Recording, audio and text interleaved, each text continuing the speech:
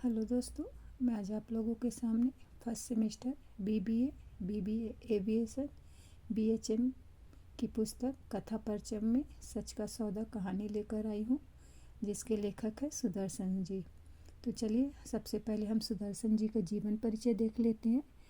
सुदर्शन जी का जन्म 1896 में और उनकी मृत्यु 1967 को हुई थी।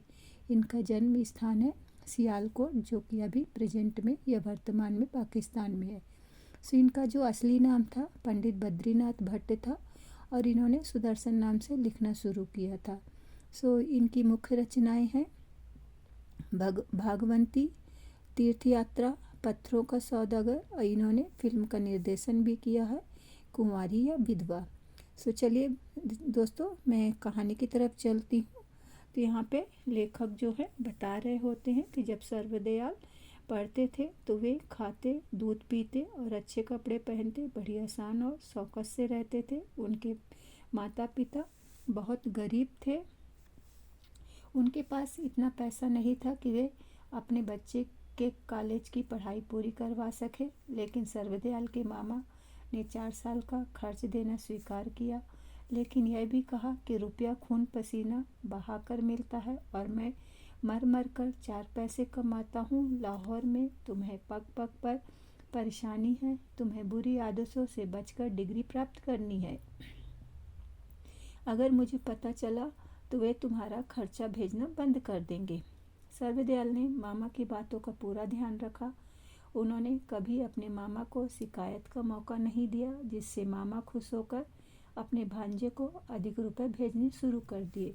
और उन्होंने कहा कि रुपया मैं अपने साथ नहीं लेके जाऊंगा, तुम इस योग्य बन जाओ जिससे मुझे बहुत खुशी होगी।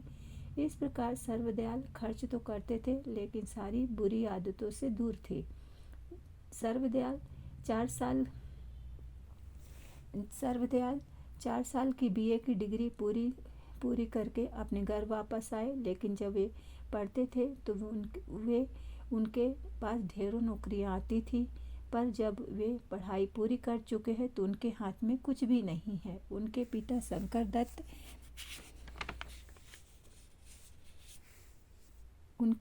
शंकर दत्त पुराने विचारों के थे। बेटा पढ़ लिख कर अंग्रेजी बोलता है, उसे नौकरी नहीं मिलेगी तो किसे मिलेगी। लेकिन उनका यह भ्रम टूट गया। उनके बेटे को कोई नौकरी नहीं मिली। पिता के कहने पर सर्वदयाल कोई छोटी मोटी नौकरी नहीं करना चाहते थे। एक दिन दोपहर के समय सर्वदयाल वांटेड देख रहे थे। उन्होंने देखा कि अम्बाले के प्रसिद्ध रईस राय बहादुर हनुमंत राय एक मासिक पत्रिका रफीक हिंद के नाम से निकालने के लिए एक संपादक की आवश्यकता है, जो कि पढ़ा लिखा नवयुवक तथा लिखने में अच्छा अभ्यास हो और जाति प्रेमी हो। वेतन 500 रुपये मासिक। सर्वदयाल सोचने लगे, यह नौकरी मिल जाएगी तो सारी गरीबी दूर हो जाएगी और मैं हर प्रकार से इसके योग्य हूँ। यह सब सोचकर उन्होंने प्रार्थना पत्र लिखा और रजिस्ट्री कर दी। बाद में सोचने लगे, बड़े बड़े लोग इसके लिए आवेदन भेजा होगा और योग्यता भी सबकी अलग अलग होगी। इस प्रकार कई दिन बीत गए। वे रोज डाकिये से पूछते कि उनका कोई पत्र तो नहीं आया। तो उनके मन में ख्याल आया कि ऐसी जगह बिना सिफारिश के नहीं मिलती। ऐसा सोच ही रहे थे कि डाकिया ने उन्हें तार दिया और तार में लिखा था, स्वीकार है, आ जाओ। सर्वदयाल अम्बाले के लिए शाम की गाड़ी में बैठकर जाने लगे। उनका मन बहुत प्रसन्न और सैकड़ों विचार उठ रहे थे। फिर वे बैग से पेंसिल निकालकर पत्र की व्यवस्था के बारे में सोचने लगे। पहले पृष्ठ पे क्या हो, संपादकीय वक्तव्य कहाँ दिया जाए, सार और सूचना के लिए कौन सा स्थान हो, टाइटल कैसा हो, संपादक का नाम कहाँ रहे, यह सब सोच कर लिखते गए। कविता का स्थान भी तय किया, क्योंकि कई लोग कविता को रुचि से पढ़ते हैं। जिसका पत्र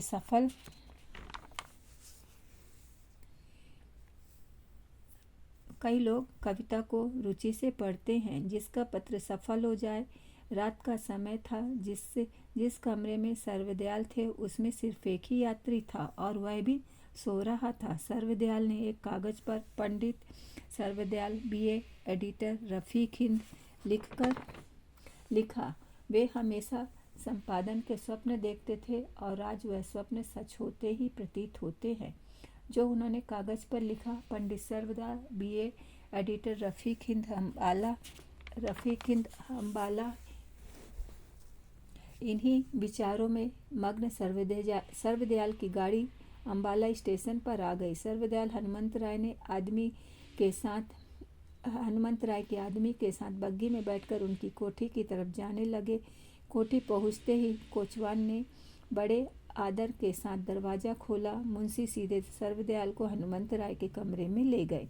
ठाकुर के कमरे में जाते समय सर्वदयाल का दिल एक विद्यार्थी की तरह धड़क रहा था। हनुमंत राय 30-32 वर्ष के सुंदर नवयुवक थे। उन्होंने आगे बढ़कर सर्वदयाल का सम्मान किया और कहा कि मैं आपकी लेखनी में आश्चर्यमय शक्ति देखता हूँ। आप अपनी प्रशंसा सुनकर उन्होंने कहा, यह आपकी ही कृपा है। हनुमंत राय ने कहा, यह रफ़ीक हिंद का सौभाग्य है कि आप इसके संपादक हैं। सर्वदयाल ने हनुमंत राय से पूछा, पत्रिका कब निकलेगी? दोनों की बातचीत में तय हुआ कि पत्रिका 1 अप्रैल को निकल जाए। हनुमंत राय ने सर्वदयाल को बताया कि इस नौकरी के लिए बहुत से प्रार्थना पत्र आए, लेकिन आपका पत्र सच्चाई से भरपूर था।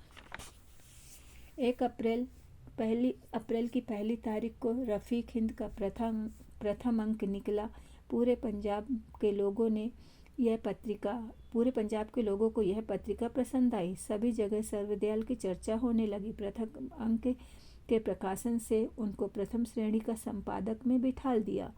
पत्र इस प्रकार का था कि जिस तरह से एक फूलों का गुलदस्ता हो जिसकी एक एक फूल की खुशबू लोगों को मुग्ध कर दे, इस प्रकार पत्रिका थी। इस प्रकार सर्वदयाल एक प्रसिद्ध लेखक से एक प्रसिद्ध संपादक बन गए। अमेरिका और यूरोप के पत्रों के सामने रखने वाली पत्रिका रफ़ीक हिंद ही थी, जो कि सब प्रकार के गुणों से सजी धजी थी। इस प्रकार सर्वदयाल ने हमारे साहित्य का सिर ऊंचा कर दिया। जब हनुमंत राय ने रफ़ीक हिंद की प्रशंसा सुनी तो वे बधाई देने के लिए सीधे कार्यालय में पहुंचे और कहा, हमें इतनी सफलता मिल सकेगी इसकी आशा न थी। तब सर्वदयाल ने उत्तर दिया कि मेरे विचार से यह कोई बड़ी सफलता नहीं है। 1 साल के अंदर रफ़ीक हिंद की कीर्ति पूरे देश में फैल गई। इस प्रकार सर्वदयाल का जीवन खुशी खुशी बीत रहा था कि अचानक भाग्य ने पलट गया।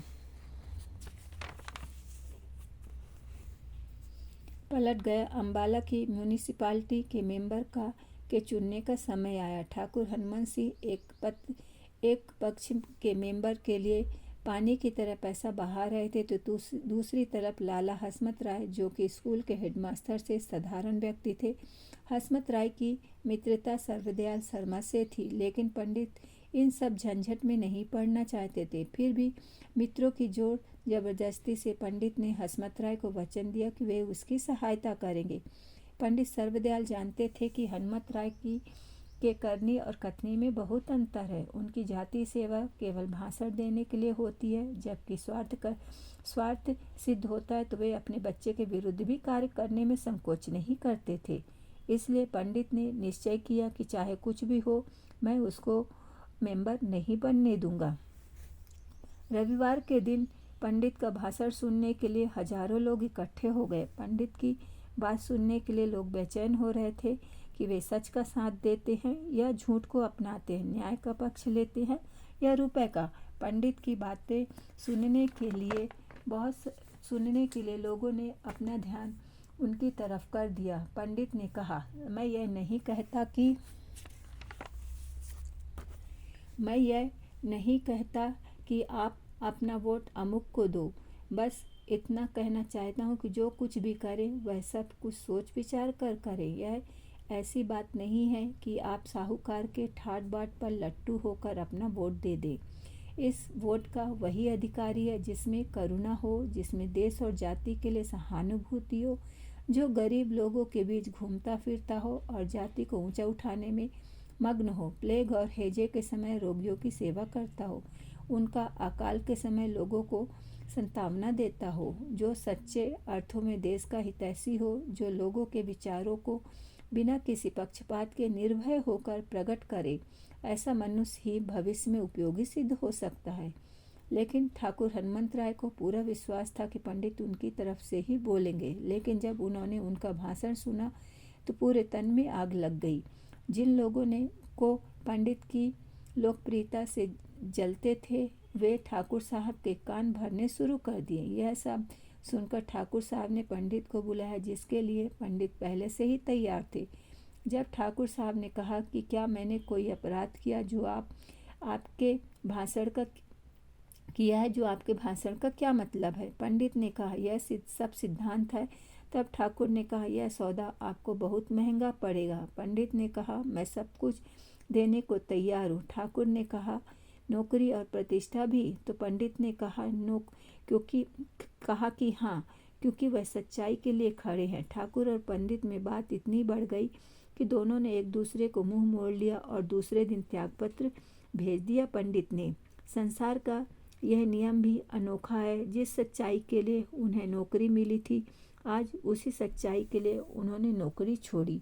वे अधिक प्रसन्न थे। ठाकुर साहब ने पंडित का त्यागपत्र मंजूर कर लिया। जब यह बात लाला हसमत राय को पता चली तो उन्होंने कहा कि तुमने मेरे लिए नौकरी छोड़ दी। मैं यह नहीं चाहता था, मैं मेंबरी छोड़ रहा हूँ तुम। तब पंडित ने कहा, नहीं, यह सिद्धांत का प्रश्न है। ठाकुर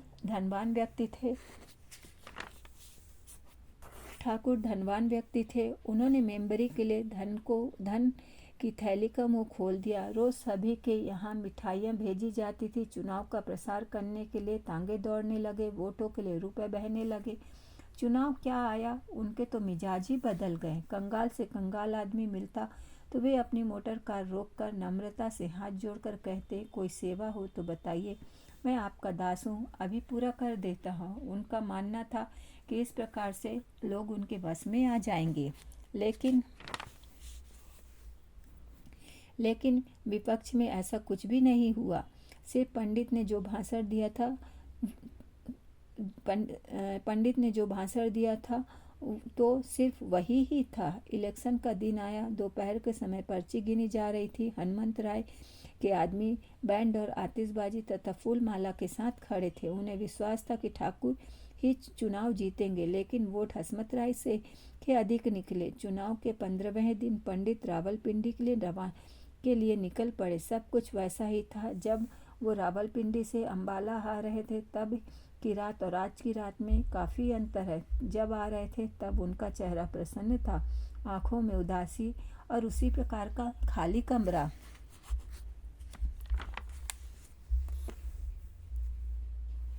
कितने दुख की बात है कि जिस व्यक्ति के लेख समाचार पत्रों में छपते हैं, जिसका स्वभाव सत्य पर अटल हो, उसे अपने जीवन को चलाने के लिए 500 रुपये में दुकान खोलनी पड़ी। यह सब समाज का दुर्भाग्य ही है। पंडित को दफ्तर की नौकरी नहीं करनी थी, क्योंकि वे और हमारी संपत्ति का स्वाद चख चुके थे। कई जगह उन्होंने प्रार्थना पत्र भेजे पर नहीं। इस कारण उन्होंने दुकान खोली, परंतु दुकान के चलाने के लिए कितने झूठ बोलने पड़ते हैं, वे सब पंडित नहीं करते थे। उनको इस बात का मान था कि मेरे यहाँ सच का सौदा होता। उनके पिता उनसे लड़ते थे, लेकिन पंडित चुपचाप जीवन गुजारते थे। उनकी इतनी आय ना थी कि वह पहले जैसा ऐश्वर्य जीवन बिताते। घर का सारा काम, गाय को सानी देना, चारा काटना आदि काम वे स्वयं ही करते थे। उनकी पत्नी भी घर का सारा काम करती और कभी कभी लड़ने लगती, बट वो चुप ही हो जाते थे। एक दिन पंडित सर्वदयाल दुकान पर बैठे थे। रफीक हिंद का नया अंक देख रहे थे तो उन्हें दुख हुआ कि किस तरह परिश्रम करके रफीक हिंद को तैयार किया था और दूसरा कोई आकर उसे नष्ट कर रहा है। अचानक एक मोटर कार उनके दुकान के सामने आकर रुकी। उसमें ठाकुर थे। लेखक को यह सोचकर शर्म आ रही थी कि जिनसे प्रेम था, आज वह स्थान लाज ने ले लिया है। हनुमंत राय ने पंडित से आकर मिले और कहा, काफ़ी देर के बाद दर्शन मिले हैं, सब ठीक तो है? दुकान को देखते ही ठाकुर ने कहा, कब खोली पंडित? कब खोली ये दुकान? पंडित ने कहा 8 मास हो गए हैं। तब ठाकुर ने कहा यह काम आपकी योग्यता के अनुसार नहीं है। तब पंडित ने कहा ऐसे बहुत से लोग हैं जो अपनी योग्यता के अनुसार कार्य नहीं करते। ठाकुर साहब दूसरे के हृदय को भांप लेते थे कि किस प्रकार का व्यक्ति है, जीवन इतने कष्ट में है और वह सुमार्ग का रास्ता नहीं छोड़ता। चोट पर चोट पड़ती है लेकिन हृदय सच का सौदा नहीं छोड़ता। ऐसे ही व्यक्ति हैं जो अपनी आन के लिए धन और प्राण दोनों न्यौछावर कर देते हैं। पंडित ने जब ठाकुर की तरफ देखा तो उनको धीरता, प्रेम और पश्चाताप का रंग दिखाई पड़ा। ठाकुर ने पंडित को गले से लगा लिया और कहा रफीक हिंद को संभालो, तुम पहले की तरह ही सच्चे, न्यायप्रिय और दृढ़ बने रहो। ठाकुर ने कहा मैंने बहुत से मनुष्य देखे हैं, वे भाषण तो देते हैं लेकिन जब खुद करने की बारी आती तो वे फैल हो जाते हैं। एक तुम ही हो जो इस जादू पर या इस सत्य पर कायम रहे विजय प्राप्त की। पंडित की आंखों में आंसू आ गए और उन्होंने चलने के लिए गर्दन झुका दी। ठाकुर ने 100 के 10 नोट बटुए से निकालकर पंडित को पुरस्कार के रूप में दिए, जिसे पंडित ने स्वीकार कर लिया। ठाकुर साहब जब अपनी मोटर में बैठे, उनके अंदर खुशी के आंसू थे, जैसे उन्होंने कोई खजाना प्राप्त कर लिया हो। ठाकुर के साथ एक अंग्रेज था। वह पूछता है तुम इस दुकान में खड़ा होकर क्या मांगता? यहाँ पे ठाकुर साहब बोलते हैं कि मैं ऐसी चीज़ को खरीदने आया था जो किसी भी दुकान में नहीं मिलती, वह है सच का सौदा। तो यहाँ पे सुदर्शन जी हमको इस कहानी के माध्यम से ये बताना चाहते हैं कि जो व्यक्ति सच का साथ देता, सच के साथ रहता, उसके सामने बहुत सारी तकलीफ़ें आती है, बट आखिरी में विजय उसी की ही होती है। तो आपको ये कहानी कैसी लगी ज़रूर बताइएगा। धन्यवाद।